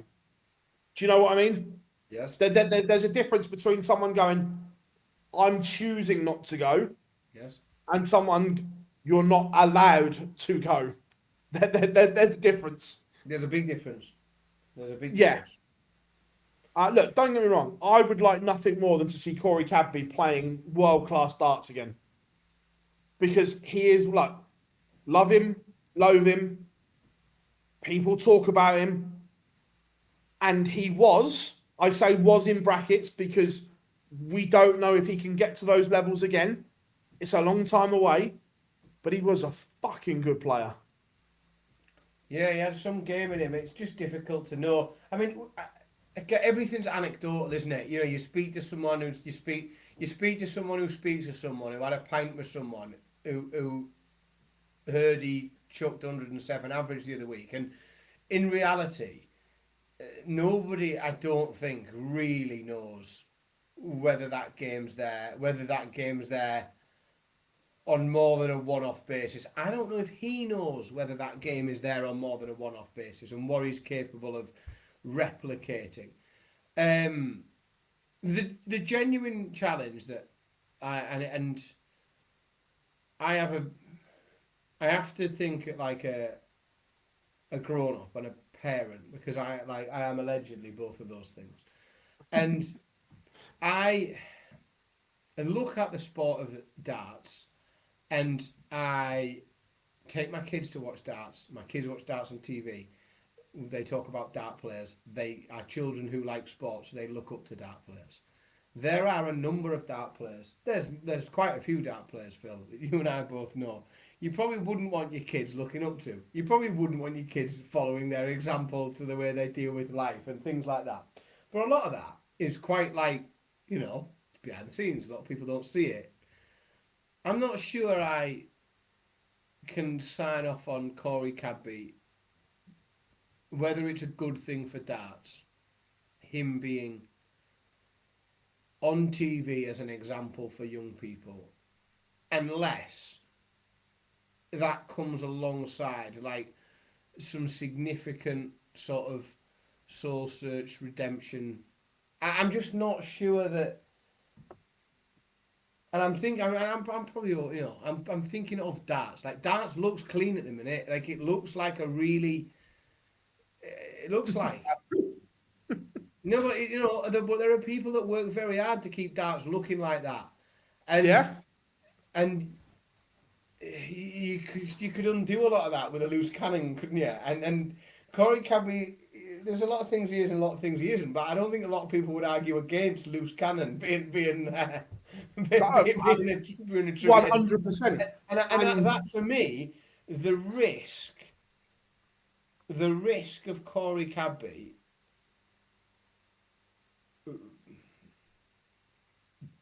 being not a positive presence in the world of darts, I think is quite a high one, which is a real shame. Oh, it would certainly put a lot of eyeballs on the sport. Yeah, no, and that's. I'm not saying all good eyeballs, but it would put a lot of focus. No, yeah, and this is it. Like, it's people. There's lots of people that slow down on motorways to watch car crashes, isn't there? And I don't agree with that either, because it fucking slows me down on the M62 tonight when I'm trying to get home for the show. And there's a little bit like, I don't think. Yeah, I just think it's a big risk. But I don't think the PDC have got anything to say no. Like, I don't think they can say no, you're not welcome. That would be unfair. And because again, he's done some mad shit. As I understand, he's been punished for that mad shit, and he's served his time. He's free to go and earn a living playing darts, I think. But I'm just not sure it's the best thing for darts. I think it would be very interesting. It would be chaotic, and we like chaos. As well, we were talking about this earlier. I know, sorry, I'm repeating myself, but Dan wasn't on the chat room, or Dan wasn't on the stream earlier. I had an idea for the Premier League. It was very Marmite. So let's just say that they keep the format the same this year or next year. Go with me. Two things. Instead of playing the stupid 1v8 and so on, on the Friday, you have a slot on Sky Sports News or wherever you want to put it, where the players have to be there. So you stick it in the contract. You have to be available to do this. Okay. Yeah, I got that. All right. Littler picks who he plays. He's top. He picks first who he wants to play. Then number 2 picks who he wants to play in that 8th week and 16th week. I don't mind that. I don't mind that. Because it creates a narrative, it creates a story. Why have you picked me? And so on. Mm-hmm. And the second one was each player has a wild card. Right. You can play your wild card at any point, and you get double points when you play it. But you can only play it once. Oh. Oh, I quite like that. Why, like that? You know, why are you playing your wild card against me? That sort of thing. Correct.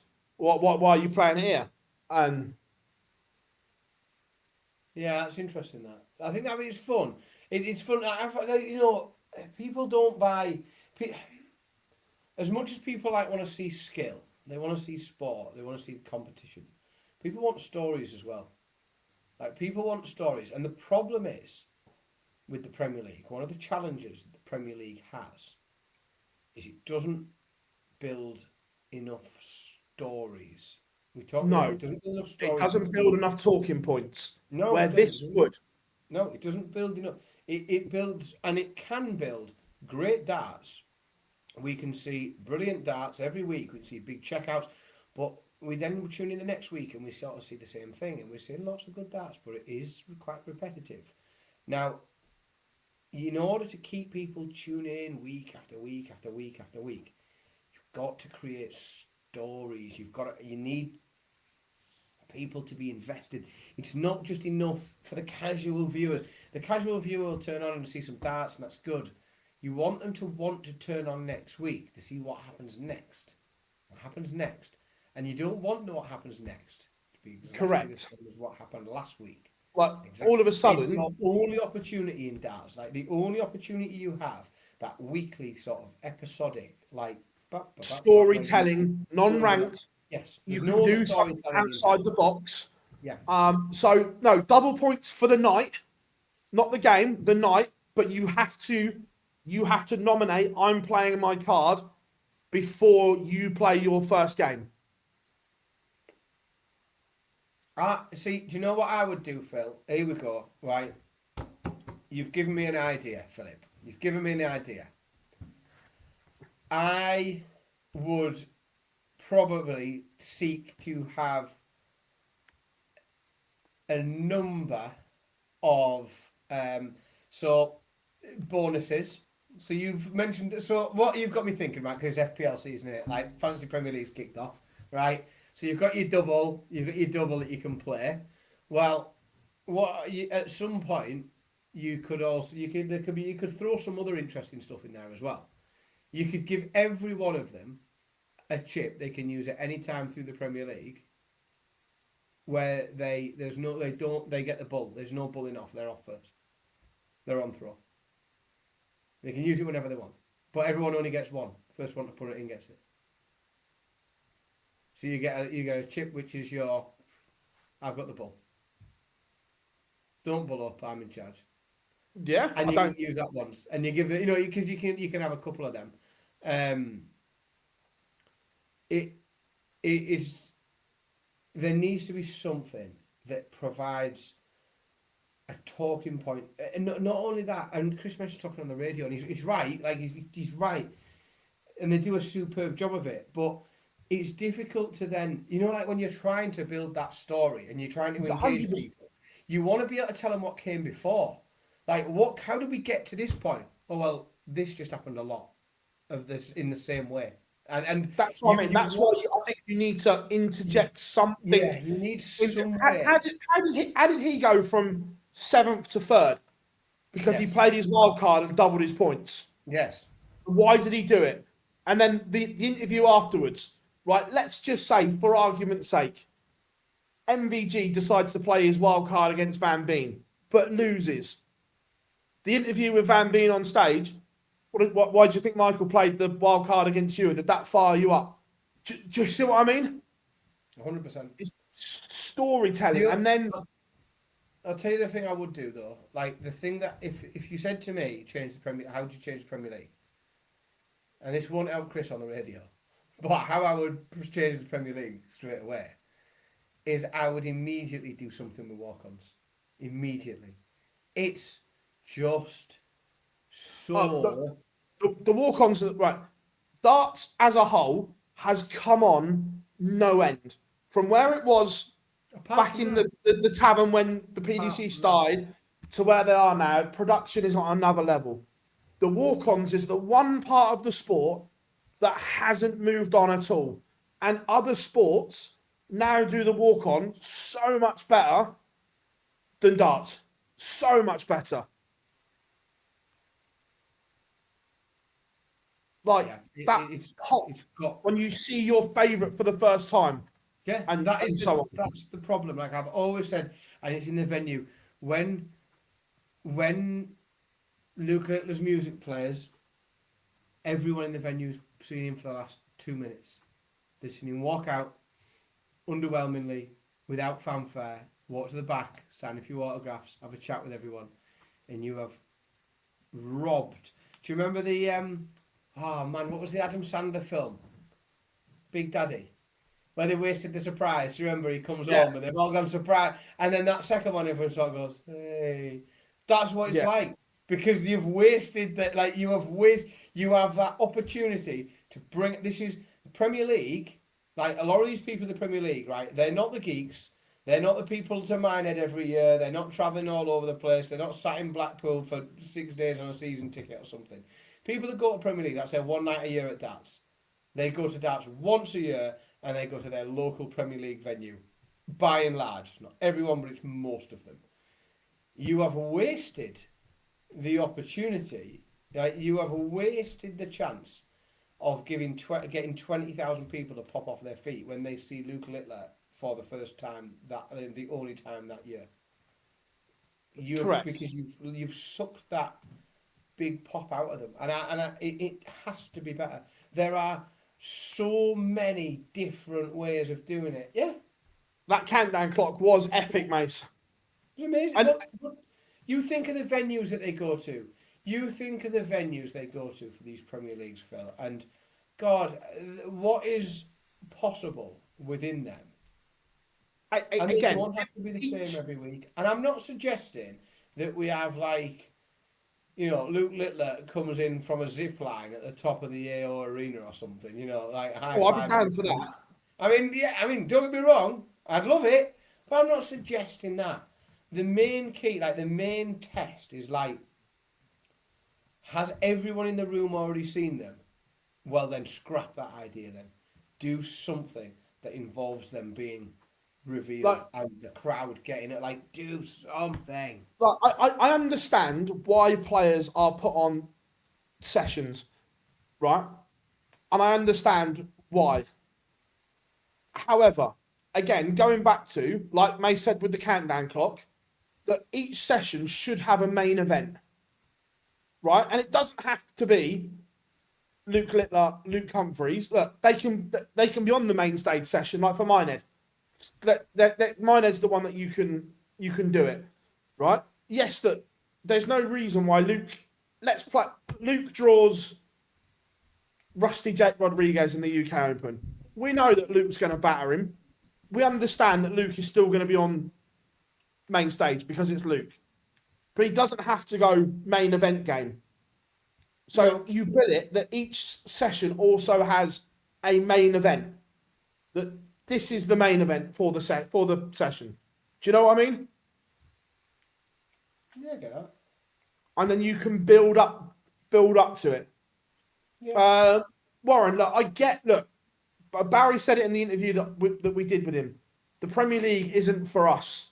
The Premier League isn't aimed at us as fans that watch it week in, week out. The Premier League is aimed at the casual that they want in the venue. So, look, and I have to agree, for the fan in the venue, this format is brilliant.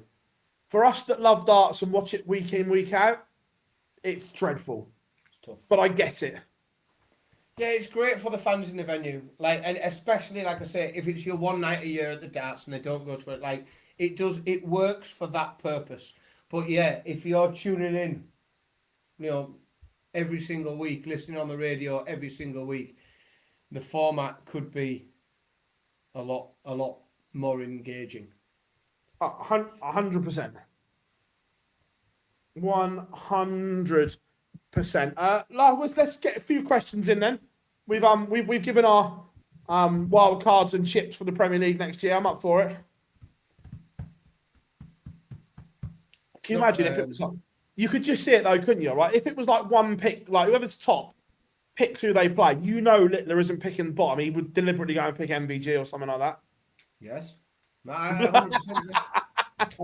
and then play a shit card on him or something. I think yeah. Then play the your shit card. Like, yeah, absolutely. All for that. Remember, we will be live tomorrow for the Pro Tours. Plenty coming your way. We actually went live on the old Tickety TikTok today as well, which worked quite well. Very modern. You can't do that with a wired mouse. You can't go live on TikTok with a wired mouse. Dan Simpson 2026. There's a t-shirt for we can have that one. That can be added to the merch, can't it? Oh, Rob's chip strategy. Free hit.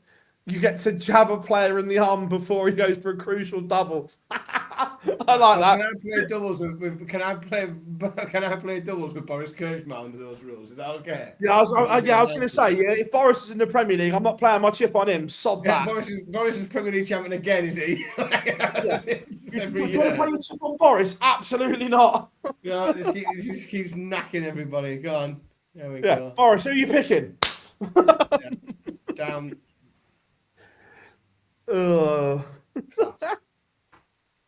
That would be hilarious. Oh, chip strategy in that game, Christ.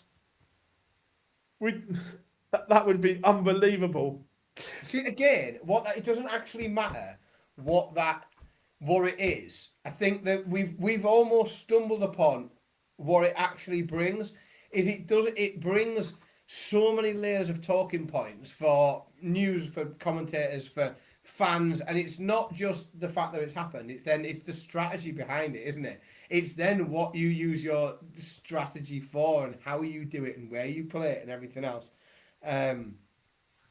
Yeah, I like that. Yeah. I like the idea of some sort of decision made chip advantage or disadvantage playing. Mates, as well, if you're still in the chat room, once we're done, I'm going to send you a video just to have a quick look at. We've got a good content idea for next year, potentially, haven't we, Dan? Yeah, oh, yes, we have. Yes. To see what you think.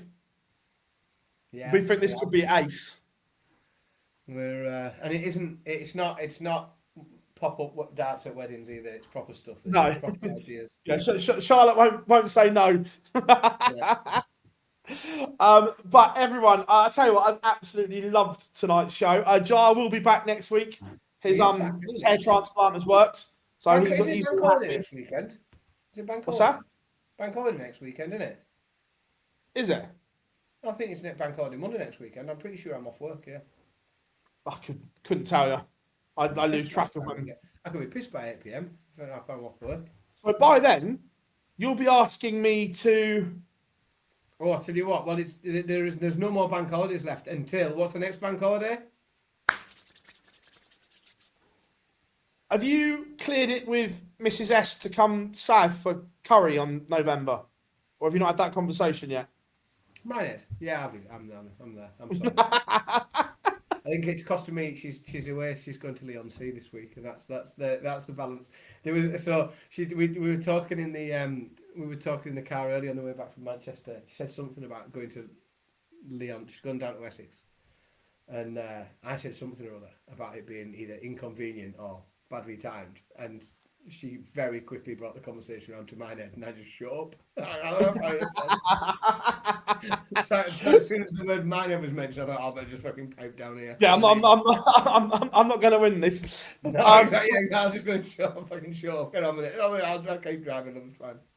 But everyone, thank you very, very much as always. Loved tonight's show. This will be available as an audio only in the morning from wherever you get your podcasts. And remember, we will be live tomorrow. Make sure you join us. Luke Littler returns to the Pro Tour. But until then, I've been Phil Bars, Dan Simpson. We've been Online Darts. We'll see you all very, very soon.